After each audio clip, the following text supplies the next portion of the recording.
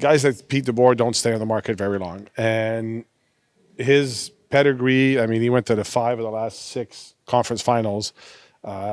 He's had success everywhere he's been. It's like grabbing the number 1 free agent on the market. The New York Islanders are in a weird spot. After firing head coach Patrick Roy with only 4 games to go in the regular season, the Isles have officially missed the playoffs regardless.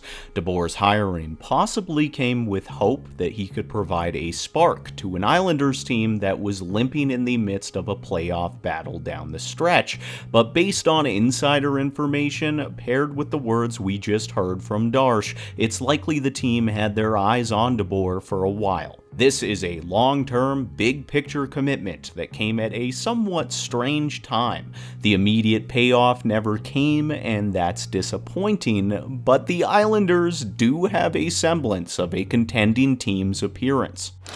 Back in comes Schaefer with some speed. Cutting in! What a goal! Matthew Schaefer has tied it! Talking about the elephant in the room, much has changed for the organization thanks to Matthew Schaefer.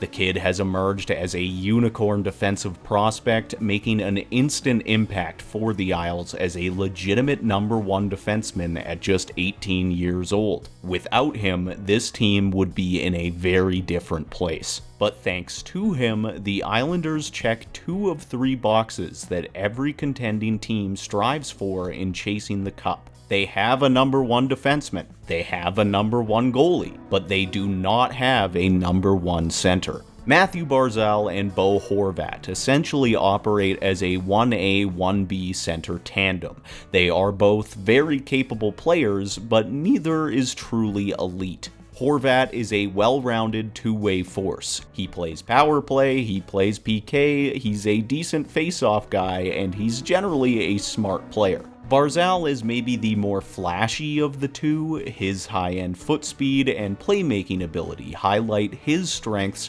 but he is one-dimensional and inconsistent. Through 9 seasons with the Islanders, Barzal has only recorded 2 point-per-game seasons, and he's only scored 20 goals twice. Horvat is the better defensive player, Horvat is a better finisher, and even when he isn't offensively productive, he is generally more valuable. In our eyes, this makes Barzal expendable. The bad news is, number 1 centers don't grow on trees, and Barzal has a 22-team no-trade clause. But there is a number 1 center currently available via the trade market, Robert Thomas. The St. Louis asking price for his services is reportedly very steep, but acquiring a 26-year-old two-way center to accompany the services of your up-and-coming franchise defenseman, something in the ballpark of Barzal, a first, and Eklund? Yzerman instead? I don't know. Unfortunately for the Isles, Matthieu Darche's moves and roster decisions throughout this season are not exactly complimentary to the road that a player like Schaefer is paving for the franchise. Dating back to the 2025 offseason, Darche has traded for or extended 5 players who are over the age of 31.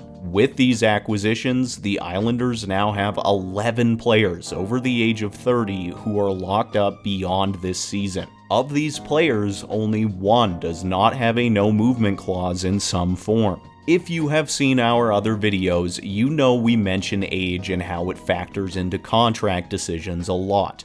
Being over the age of 30 does not mean your career is about to fall off a cliff, but when you have 11 players in that situation and half of them are over the age of 33, you are playing with fire. Chances are the Islanders are going to see signs of regression in at least a few of these players over the coming seasons. And the team does have some legitimate prospects who may be able to fill roles as aging players fade out, but when they will need their prospects to do this is unknown. Praying that they will be ready when this inevitably happens is a gamble. When Darche bought at the NHL trade deadline, acquiring an aging Braden Shen, they were buying for right now.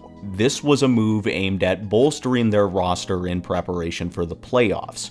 What's strange about this deal is the hesitancy Schenn expressed in waiving his no-movement clause. The Islanders had to more or less convince him to join their team, and Patrick Roy played a big part in that conversation. The first-round pick they shipped out in acquiring Schenn belongs to the Colorado Avalanche. It will be a late selection, and I understand why they were willing to move it, but in acquiring Schenn's services and contract, which doesn't expire until 2028, they have doubled down on an aging group of players that is destined for mediocrity in the short term. Darche's moves this season generally have nothing to do with long-term outlook, and if I were an Islanders fan, I would be nervous about this coming offseason. Anders Lee is due for a pay decrease if he's coming back next season, but if he wants more than $4 or $5 million, I think there's an argument for simply letting him go. Taking a look at players like Scott Mayfield and Pierre Engvall, who are both locked up long-term, should the Isles consider buyout options? There are also arguments to be made in letting the likes of Tony DeAngelo and Carson Soucy walk to free agency. I'm not saying Darche is going to go against all of these trains of thought,